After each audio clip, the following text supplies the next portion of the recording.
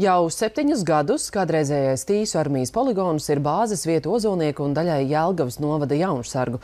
Šoreiz poligonā tika izspēlēta kaujas aina no Otrā pasaules kara, kur līdzās Jaunsargiem kareivi lomās iejutās arī 2 vēstures entuziastu klubu dalībnieki. Jaunsargiem tā bija iespēja teorijā apgūtās zināšanas pārbaudīt praksē un arī tuvāk iepazīt sarežģīto Latvijas vēsturi. Kādreizējā Tīsu poligonā kup zemnīcas skursteņi un atkal redzam vīri un puiši formas tērpos, kuri gatavojas kaujai. Leģenda vēsta, ka norises laiks ir Otrais pasaules karš un Krievu karaspēks uzbruk Vācu karaspēkam. Tā ir tieši speciāli 130. korpus, kas sastāvēja tikai no latviešiem. Respektīvi, latviešu vienība sarkanās armijas rindās uzbruks Vācu vienībai, kas arī sastāv no latviešiem. Tā būs 19. divīzija, kuri mēģinās atsist Krievu karaspēka uzbrukumu. Kareivi lomās iejušies vecāko grupu Jaunsargi no Ozolnieku un Jelgavas novadiem, kā arī 2 vēstures entuziastu klubi.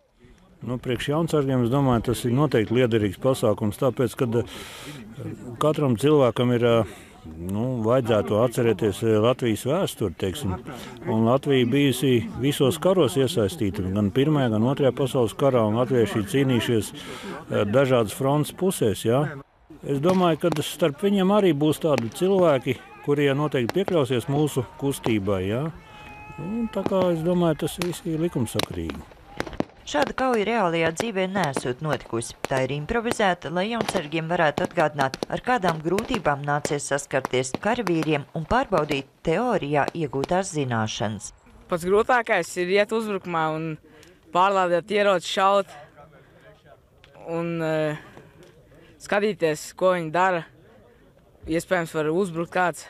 Tas visnotaļ interesanti piedalīties šādā iespējā vispār, kur tu vari iejusties kādā lomā, piemēram, kā es jūrnieka lomā, un nekad mūžā nebūtu iedomājies, kas varētu būt jūrniece un tēlot un iet un karot. Šo vēstures mācību stundu vēroja nevien Jaunsargu vecāki un draugi, bet arī kino pārstāvi, kuri apsverot domu šeit uzņemt arī Latvijas 100-gadē veltīto filmu Dvēseļu putenis. Sandra Leitāne, Andris Pāns, TV Spektrs.